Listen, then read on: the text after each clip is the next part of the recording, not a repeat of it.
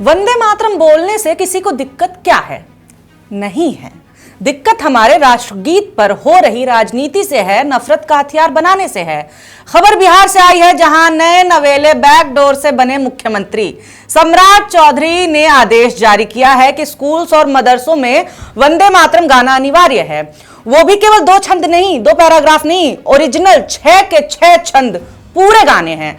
राष्ट्रगीत की 2 लाइन ना गा पाने वाले and Vande Mataram. But do our netas pass when it comes to singing these iconic songs? 6 paragraph पूरा गाने के लिए बवाल कर रहे हैं। आखिर वंदे मातरम के पीछे ही भाजपा क्यों पड़ी है? जो समस्या है ही नहीं, उसका हल निकालने की जिद पर क्यों अड़ी है? ऐसा क्या है इस साल में? 2026 की शुरुआत होने से 2 महीने पहले से ही भाजपा वंदे मातरम पर ही जूझी हुई है। प्रधानमंत्री मोदी संसद में इस पे घंटा भर का भाषण देते हैं, सम्राट चौधरी आदेश जारी करते हैं, योगी भी आदेश जारी कर चुके हैं। 2026 में दरअसल कुछ और भी तो हो रहा है। बंगाल चुनाव। बंगाल से जुड़ा हमारा राष्ट्रीय गीत तो बहाना है, असली मकसद तो बंगाल में सरकार बनवाना है। क्यों राष्ट्रगीत पर हो रहा है बवाल? किसको है दिक्कत? कौन कर रहा है इस्तेमाल? किसको फायदा, किसको नुकसान? सवाल ढेर सारे हैं, इसलिए जवाब लेकर के हाजिर है पॉलिटिकल नारी।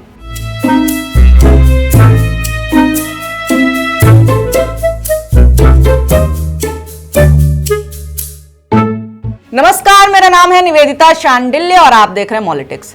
सबसे पहले देख लेते हैं कि ऐसा क्या अलग है राष्ट्रगीत में कि सम्राट चौधरी आदेश दे रहे हैं।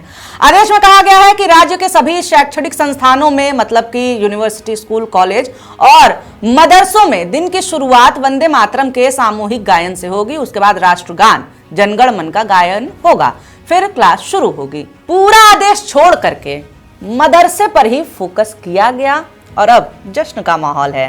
मीडिया भी यही लाइन पकड़ी हुई है और सांप्रदायिक गुट भी इसी बात से खुश हैं कि अब पता चलेगा मदरसा वालों को। मैंने समझ रहे हैं ना कि मसला राष्ट्रगीत के सम्मान का नहीं है, बल्कि मसला मदरसों का है, क्योंकि वैसे भी स्कूल्स में तो वंदे मातरम गाया ही जाता है ना, अलग से आदेश देने की जरूरत क्यों पड़ गई? अब इस आदेश को हम थोड़ा और गौर से देखते हैं। केवल वंदे मातरम गाना अनिवार्य नहीं है, बल्कि वंदे मातरम का 6 स्टेंजा यानी कि पूरे 6 अंतरा गाना अनिवार्य है। पर राष्ट्रगीत जहां भी और जब भी हम गाते हैं तो 2 ही गाते हैं ना, 2 ही छंद होता है। फिर 6 छंद क्यों, 6 स्टेंजा क्यों? इसी में छुपी हुई है सांप्रदायिक राजनीति। इसी को आधार बना करके मोदी जी सदन में 1.5 घंटा भाषण भी दे देते हैं। भाजपा सदन का पूरा दिन देती है, नेहरू से लेकर कांग्रेस सब लपेटे जाते हैं। ये सब किया तो कई सालों से जा रहा है, मगर इसमें तेजी आई जब बंगाल के इलेक्शन नजदीक आने लगे। दिसंबर 2025 में सदन में इसी मुद्दे पर भाषण देते हुए मोदी कहते हैं कि कांग्रेस ने वंदे मातरम का समझौता किया, जो देश के लिए दुर्भाग्य है। कांग्रेस ने वंदे मातरम के टुकड़े कर दिए, नेहरू ने वंदे मातरम गीत को 2 भागों में बांट दिया। इतिहास गवाह है कि कांग्रेस ने मुस्लिम लीग के आगे घुटने टेक दिए थे। 1937 में वंदे मातरम के कुछ अहम पदों को, उसकी आत्मा के एक हिस्से को हटा दिया गया था, वंदे मातरम को तोड़ दिया गया था। ये अन्याय क्यों किया गया? इसी ने विभाजन के बीज बोए। ये सारी बातें मोदी जी कहते हैं। अब प्रधानमंत्री जी ने बोला है तो कुछ सोच के ही बोला होगा। ऐसी फालतू में थोड़ी ना भड़काऊ बातें करेंगे, वो भी प्रथम प्रधानमंत्री को ऐसे थोड़ी ना बदनाम करेंगे। चलिए देखते हैं मोदी की बातों में कितना दम और कितना सच है। वंदे मातरम लिखा था बंकिम चंद्र चटर्जी ने। बंकिम चंद्र चटर्जी अंग्रेज सरकार में बतौर अधिकारी काम करते थे। ईस्ट इंडिया कंपनी की जगह जब रानी विक्टोरिया का अंग्रेजी शासन आया, तब साल 1858 में बंकिम चंद्र चटर्जी को डिप्टी कलेक्टर का पद दिया गया। ये पद पाने वाले वो पहले भारतीय थे। उनके रिटायर होने के बाद अंग्रेजी हुकूमत ने उन्हें राय बहादुर जैसी कई उपाधियों से सम्मानित किया था। इन्हीं बंकिम चंद्र चटर्जी ने लिखा था उपन्यास आनंद मठ, जिसमें पहली बार वंदे मातरम पब्लिश हुआ।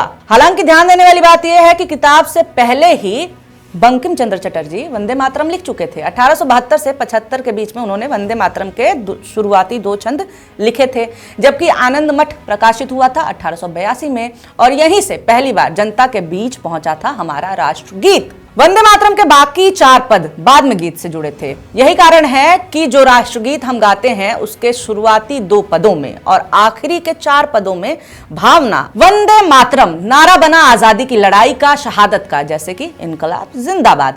जैसे जैसे वंदे मातरम लोगों की जुबान पर चढ़ता गया, वैसे वैसे इसके बाकी जो 4 स्टेंजा हैं, जो बाकी 4 पद हैं, उनको लेकर के सवाल भी बढ़ने लगे।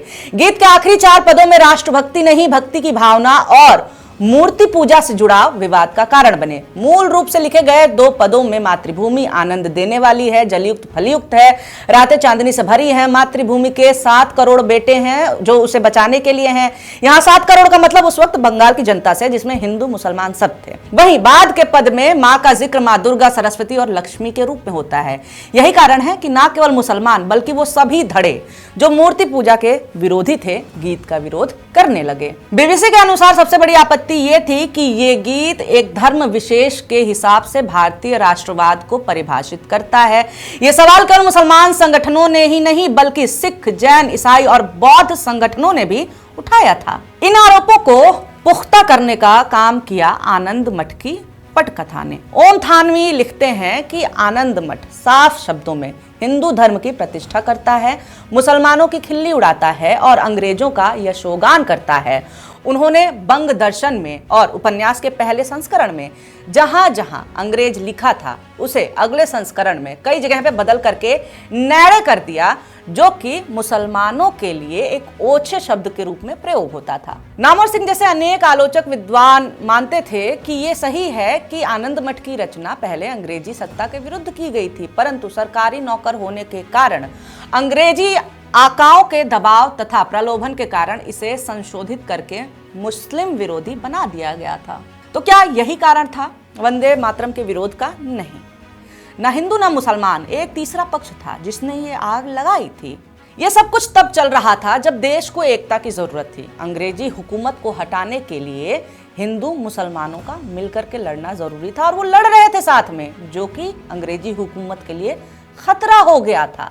इसलिए अंग्रेजी हुकूमत क्रांतिकारियों के नारे वंदे मातरम को लेकर फूट डालो, राज करो की नीति को अपनाने लगी।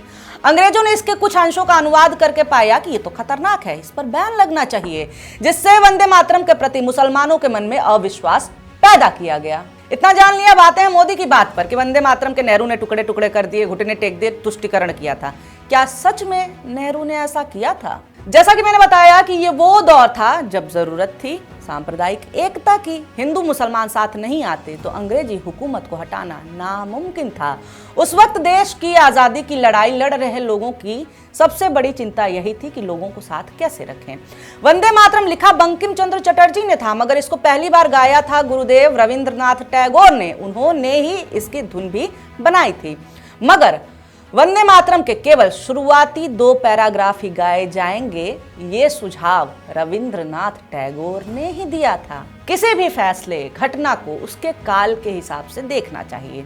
आखिर रविंद्रनाथ टैगोर जो बंकिम चंद्र चटर्जी की रचनाओं को पसंद करते थे, उन्हें पसंद करते थे, वंदे मातरम गाते थे, उन्होंने ये सुझाव क्यों दिया और नेहरू ने क्यों मान लिया? दरअसल अंग्रेजों के डाले गए फूट का असर होने लगा था। वंदे मातरम गीत पर जनता के साथ साथ स्वतंत्रता सेनानी भी बंटने लगे थे। असर आंदोलन पर होने लगा था।